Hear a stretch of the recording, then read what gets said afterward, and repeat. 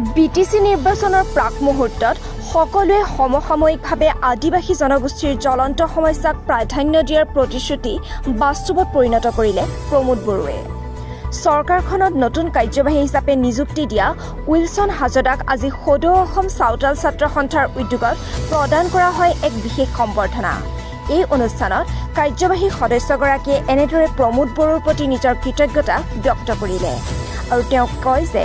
তেখেতে UPPLত যোগদান কৰাৰ সময়ত প্ৰমোদ বড়োৱে আদিবাসী জনগোষ্ঠীৰ সকলো দল সংগঠনৰ লগতে যুদ্ধবিৰতিত থকা সংগঠনসমূহৰ সমস্যাৰ সমাধানৰ ক্ষেত্ৰত বিশেষ গুৰুত্ব প্ৰদান কৰাৰ প্ৰতিশ্ৰুতি দিছিল, যাৰ পৰিপ্ৰেক্ষিতত প্ৰথম পৰ্যায়ত তেখেতক মনোনীত MCLA আৰু যোৱাকালি আনুষ্ঠানিকভাৱে চৰকাৰখনৰ এজন কাৰ্যবাহী সদস্য হিচাপে নিযুক্তি প্ৰদান কৰি বাস্তৱত প্ৰমাণিত কৰি দেখুৱালে। তদুপৰি হাজদাই চৰকাৰখনে তেখেতক দিয়া দায়িত্বত সন্তুষ্টি প্ৰকাশ কৰি আগন্তুক দিনত তেওঁৰ দায়িত্বখিনি সুচাৰুৰূপে সম্পন্ন কৰিব বুলিও প্ৰকাশ কৰে। সুখী এটা অনুভৱ, বহুত আনন্দময় এটা অনুভৱ, যিটো মই আশা কৰা নাছিলোঁ। আৰু সঁচা কথা ক'বলৈ গ'লে মই BTCত বহুত আগৰ বছৰৰ কথা, মোটামুটি 10-15 বছৰ আগৰ কথা, BTCত যে মই এটা কাৰ্যবাহী সদস্য হ'ম বা MCLA হ'ম বা কাৰ্যবাহী সদস্য হ'ম তেনেকুৱা কোনো চিন্তাধাৰা নাছিল। আৰু BTCৰ পলিটিক্সত নোসোমাওঁ বুলিয়ে ভাবি থৈছিলোঁ। যদি সোমাওঁ ষ্টেট লেভেলত সোমাম বুলি এনেকৈ এটা মোৰ মনোভাৱ আছিল 10-15 বছৰ আগৰ কথা। কিন্তু এতিয়া নথৌ আনন্দিত মই যে মষ্ট লোকেল যিটো গভৰ্ণমেণ্ট আমাৰ BTR চৰকাৰ, তাতে এটা পাব্লিকক সেৱা আগবঢ়াবলৈ এটা সুযোগ পালোঁ। তো মই নথৌ আনন্দিত আৰু special thanks to Pramod Boro ডাঙৰীয়া, আমাৰ UPPL দল আৰু বৰ্তমান যিটো আমাৰ চৰকাৰ UPPL BJP আৰু GSP লেড গভৰ্ণমেণ্টক ধন্যবাদ। হৈ গ'ল, আজি লিষ্ট এটা ওলাই গৈছে আৰু সেই হিচাপত মই আৰ্বান ডেভেলপমেণ্টটো পাইছোঁ আৰু আপোনাৰ skill employment and entrepreneurship development চিট বুলি কয় সেইটো পাইছোঁ আৰু IT ডিপাৰ্টমেণ্ট। তো এই তিনিখন ডিপাৰ্টমেণ্ট পোৱা গৈছে। মই ভাবোঁ যে বিশেষকৈ এইবিলাক আমাৰ টাউন অঞ্চলতো আৰু লগতে গাঁও চহৰ অঞ্চলবিলাকত যিবিলাক বিশেষকৈ আনএমপ্লয়ড ইউথছ আছে, যিবিলাক স্কুল ড্ৰপ আউটছ আছে, ঢেৰ তেনেকুৱা বিশেষকৈ আমি জানো যে গাঁও অঞ্চলবিলাকত তেনেকুৱা ঢেৰ ল'ৰা ছোৱালীবিলাক আছে যিবিলাকে পঢ়া শুনা কমপ্লিট কৰিব পৰা নাই। আৰু তেখেতসকলৰ মূল কাৰণ হৈছে বা বিষয় হৈছে যে তেখেতসকলে হয়তো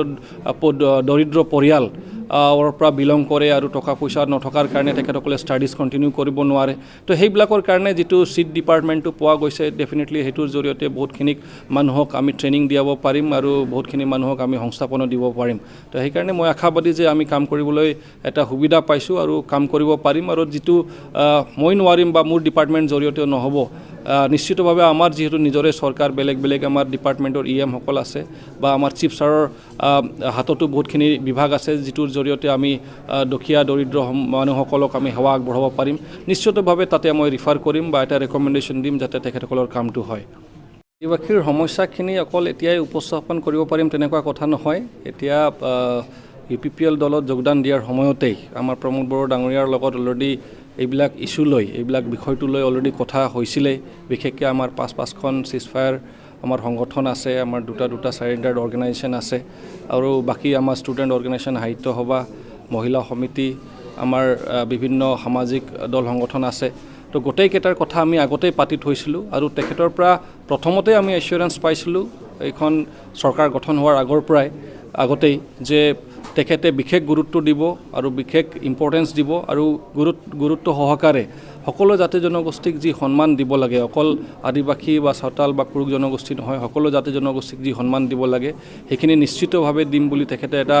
কথা দিছিলে। আৰু সেইটো এতিয়া চৰকাৰ গঠন হোৱাৰ পিছত আমি সঁচাৰূপে সেইখিনি কথা প্ৰমাণ হোৱা আমি দেখা পাইছোঁ। আৰু সেইকাৰণে মনৰ অন্তৰৰ পৰা মই বিশেষকৈ প্ৰমোদ বড়ো ডাঙৰীয়াক, UPPL দলক আমি ধন্যবাদ জ্ঞাপন কৰিব বিচাৰিছোঁ। কাৰণ আজি তাৰিখত আমি চালোঁ যে তেখেতে যিটো কথা দিছিল যে আপোনালোকক নমিনেটেড MCLA দিম আৰু অকল MCLA নহয় EM লৈকে বনাম, আৰু এইটো সঁচাৰূপে আমি আজি চাবলৈ পালোঁ। সেইকাৰণে আমি মনৰ অন্তৰৰ পৰা আমি তেখেতক ধন্যবাদ জ্ঞাপন কৰিছোঁ। আৰু সেইকাৰণে আমাৰ দৃঢ় বিশ্বাস যে তেখেতে বাকী যিখিনি কথা কৈছিলে যে আপোনালোকৰ সমস্যা লৈ আমি নিশ্চিতভাৱে যিটো আমি BTR লেভেলত যিটো আমি সমাধান কৰিব পাৰিম এইটো আমি BTR লেভেলত সমাধান কৰিম, যিটো আমাৰ লেভেলত নোৱাৰিম আমি অসম চৰকাৰৰ লগত আলোচনা কৰি সমাধান কৰিম, অসম চৰকাৰৰ লেভেলত যিটো নহ'ব আমি ভাৰত চৰকাৰৰ লেভেলত গৈ আমি সেইটো তাতে উত্থাপন কৰিম বা আপোনালোকৰ ইছ্যুটো লৈ আমি আলোচনা কৰিম। সেইটো বিষয় লৈ মই দৃঢ় বিশ্বাস যে সেইটো নিশ্চিতভাৱে আমি আগবাঢ়িম আৰু গোটেইখিনি সমাধান ষ্টেপ বাই ষ্টেপ পৰ্যায়ক্ৰমে সমাধান হ'ব বুলি। ধন্যবাদ। আজি সদৌ চাওতাল ছাত্ৰ সন্থাই কেন্দ্ৰীয় কাৰ্যালয়ত BTRৰ পৰা দায়িত্ব অৰ্পণ কৰা EM হিচাপে উইলছন হাজদা ডাঙৰীয়াক আমি আমাৰ কাৰ্যালয়ত ফেলিচিটেশ্যন কৰিছোঁ আৰু এই ফেলিচিটেশ্যনৰ দ্বাৰাই আমি সমূহ ৰাইজক সদৌ চাওতাল ছাত্ৰ সন্থাৰ তৰফৰ পৰা এটাই কথা ক'ব বিচাৰিছোঁ যে যোৱা বিগত নিৰ্বাচনৰ সময়ত UPPL দলে আমাক স্পষ্টভাৱে আশা এটা দিছিলে যদিহে চাওতাল জনগোষ্ঠীৰ পৰা কোনো এজন MCLA নিৰ্বাচিত হৈ নাহে তেতিয়াহ'লে আমি চাওতাল জনগোষ্ঠীৰ পৰা নমিনেটেড MCLA হিচাপে এজন ব্যক্তিক নিৰ্বাচিত কৰিম আৰু পৰাপক্ষত তেখেতক কাৰ্যবাহী সদস্য হিচাপে তথা EM হিচাপে দায়িত্ব অৰ্পণ কৰিম বুলি বিগত UPPL চৰকাৰে আমাক কথা দিছিলে আজি ইয়াই বাস্তৱিত হ'ল যে আজি প্ৰমোদ বড়োৰ নেতৃত্বত প্ৰমোদ বড়োৰ যি দক্ষতা প্ৰমোদ বড়োৰ যি চাওতাল জনগোষ্ঠীৰ ওপৰত যি তেখেতৰ শ্ৰদ্ধা আৰু ভক্তি ইয়াৰে প্ৰমাণ কৰি যোৱাকালি উইলছন হাজদাক BTRৰ তথা BTCৰ EM হিচাপে দায়িত্ব দিয়া হ'ল তাত সদৌ চাওতাল ছাত্ৰ সন্থাই আমি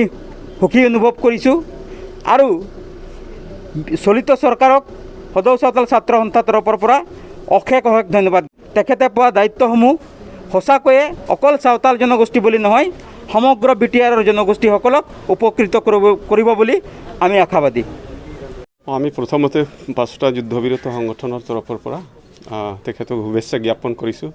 কিয়নো তেখেত এজন সুদক্ষ ব্যক্তি হয় আৰু তেখেতক বিশেষভাৱে প্ৰমোদ বড়ো ডাঙৰীয়াই যি EM হিচাপে যি বাছনি কৰিলে সেইকাৰণে আমি 5টা সংগঠনৰ তৰফৰ পৰা তেখেতক ধন্যবাদ জ্ঞাপন কৰিছোঁ লগতে অসমৰ মাননীয় মুখ্যমন্ত্ৰী মহোদয়কো আমি ধন্যবাদ জ্ঞাপন কৰিছোঁ কিয়নো তেখেতসকল দুজনৰে আশীৰ্বাদ হয় আৰু আমি ভাবোঁ বিশেষকৈ আমাৰ 5টা আদিবাসী যুদ্ধবিৰত সংগঠনৰ যি সমস্যাবিলাক আছে এই সমস্যাবিলাক আমি উত্থাপন কৰিবলৈ অধিক সুযোগ পাম আৰু তেখেত নিশ্চয় আমাৰ দায়িত্ব গ্ৰহণ কৰিব তেখেতে আমাৰ সমস্যাবিলাকক বিধানসভাৰ মজিয়াটো লৈ যাব আৰু আমি আশা কৰোঁ খুব কম সময়ৰ ভিতৰতে যিহেতু প্ৰমোদ বড়ো ডাঙৰীয়া আৰু আমাৰ শ্ৰদ্ধাৰ মুখ্যমন্ত্ৰী মহোদয় তেখেতসকলে যথেষ্ট গুৰুত্ব সহকাৰে আমাৰ সমস্যাবিলাক সমাধান কৰি দিয়াৰ এটা সিদ্ধান্ত গ্ৰহণ কৰিছে আমি নথৈ আনন্দিত আমিও বিচাৰিছোঁ যাতে আমাৰ জাতিটোৰ যি দীৰ্ঘদিনীয়া সমস্যা তেখেতসকলে কম সময়ৰ ভিতৰত যাতে সমাধান কৰি দিয়ে আমি কামনা কৰিছোঁ